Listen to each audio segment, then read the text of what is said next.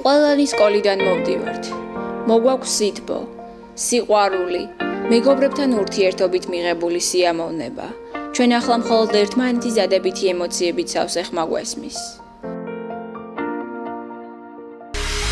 ვაიმე ბიჭო, რა საკეთებ? მას ახლა მოკლავ, ხელი გაუშვი. მიეშველეთ ვინმე? ვაიმე, ნახეთ რა ხდება.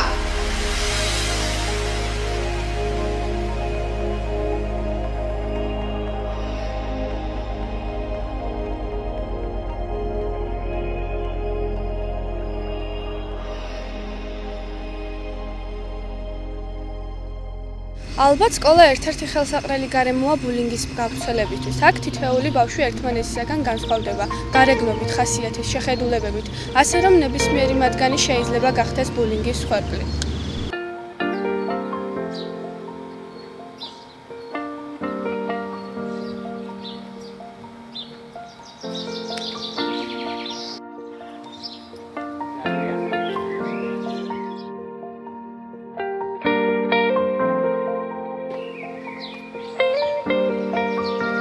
Gaks. Vamos a ver.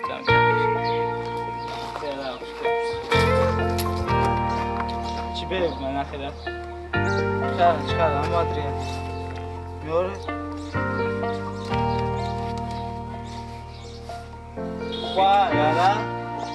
Vamos a quedar. Super las muy bien. ¿Cuál? Armoita está guerrero.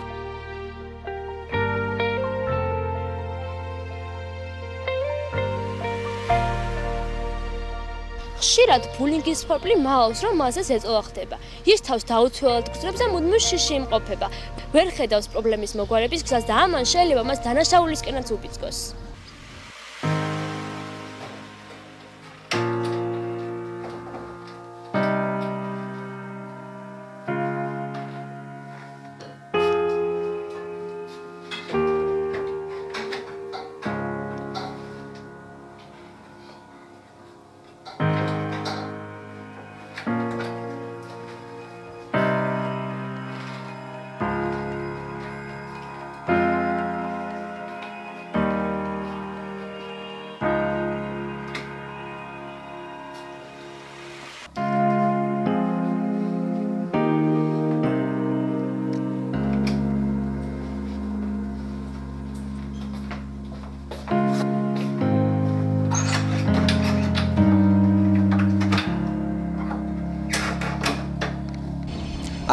აგრესიას ბადებს. ბულინგის მსხვერპლის შემდეგ შეიძლება თავადაც გახდეს მოძალადე.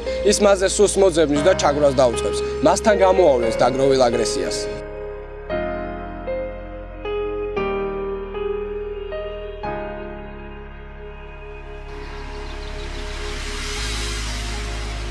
ვაჟიკო, მოდი აქ.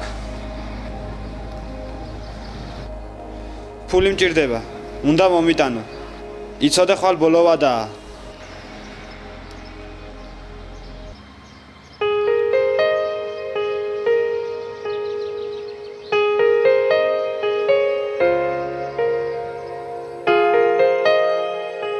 ბულინგს ქმნიან არა მარტო ის ადამიანები, რომლებიც ძალადობენ თავიანთ თანატოლებზე, არამედ ისინი, ვინც არ ეწინააღმდეგებიან ბულინგს, მანამ სანამ ეს პრობლემა თავად არ შეექმნებათ. ეს ყველაფერი ჩვენს თვალწინ ხდება, ვფიქრობთ, მოქმედების დროა. ხმა მოიღე.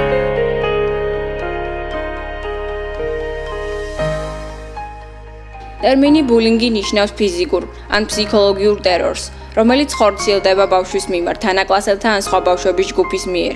გამოკითხვებმა აჩვენა, რომ ბავშვების 80%-ს თანატოლების მხრიდან ერთხელ მაინც განუცდია ფიზიკური ან ფსიქოლოგიური ძალადობა. ეს მოვლენა გვხდება როგორც გოგონებში, ასევე ვაჟებში. უფრო ხშირად ბულინგის მსხვერპლი არიან უმცროსკლასელები.